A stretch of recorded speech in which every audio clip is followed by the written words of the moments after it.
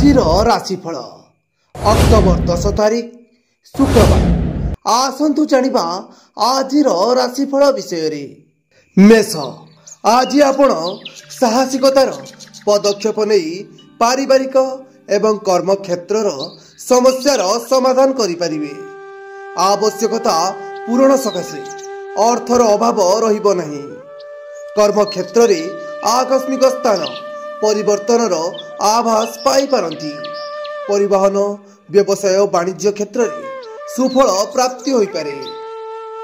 वृष, प्रत्येक क्षेत्र रे मापिछुपी चलिबा भल नतुबा कलह लागि पारे। शिल्प वाणिज्य और परिवहन पाई विशेष असुविधा हेबो नहीं।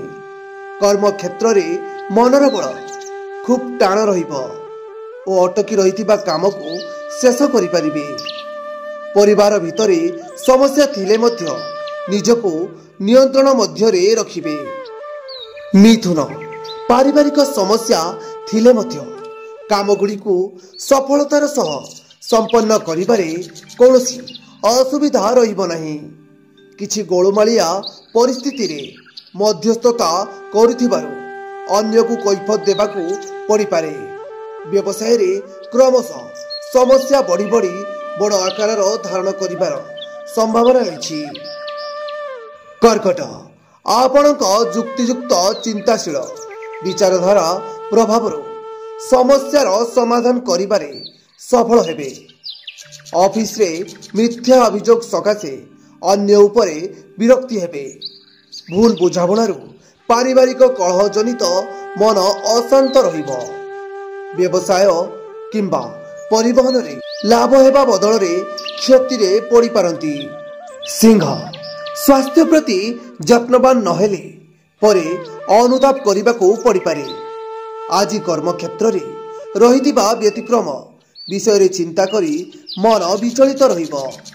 अधिकांश समय रे रोग ऋण और परोक्ष शत्रुता जोगु व्यस्त रही पारंती। बंधु और परिजनक सहित आजिर यात्रा आनुष्ठानिक काम रे सफलता पाई परिबे। कन्या, आज कौनसी समस्या आपण को विचलित करि परिबो नहीं।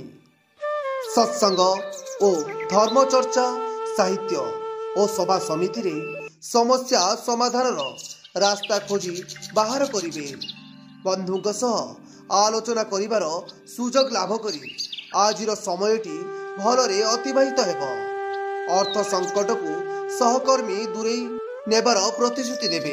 तुला, विभिन्न प्रकार चिंता रे मन विव्रत रहिबो।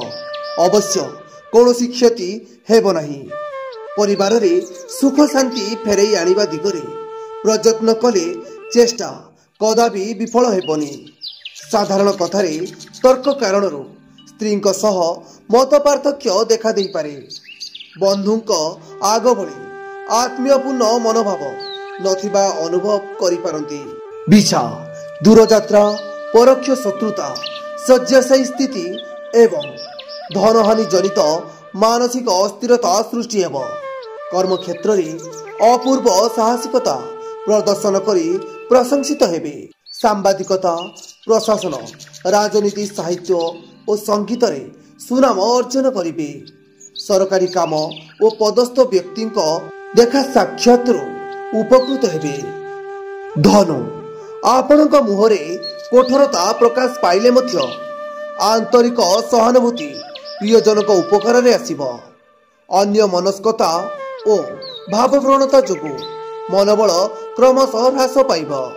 व्यवसाय और परिवहन क्षेत्र रे सभा समिति उपकृत हेबे। विवादीय परिस्थिति रे विशेषतः आईन अदालत रे स्थगित काम को पूरा करिबे।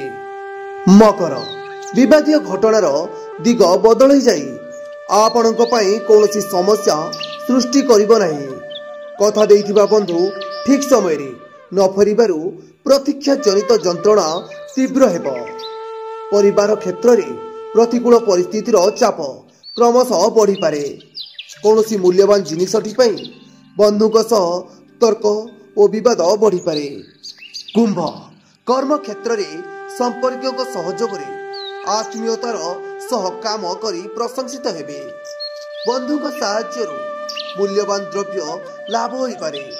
सहकर्मी आभ्यंतरण व्यापार मुंड पुरांतु नहीं। चेष्टा करुथिबा कामरे आनुष्ठानिक कार्य कचेरी मामलारे तथा जमीजमा विवाद रे उपकृत हेबे। मीन प्रशासनिक स्तर रे सहकर्मी सहानुभूति जोगु काम गुड़िक संपन्न करिबारे असुविधा हेब नाही। भूल बुझाबणारू बंधुक निकटरू अनादर पाई पारंती। कठोर परिश्रम कले मध्य समस्या समाधान सह रोजगार प्रति ध्यान देबे।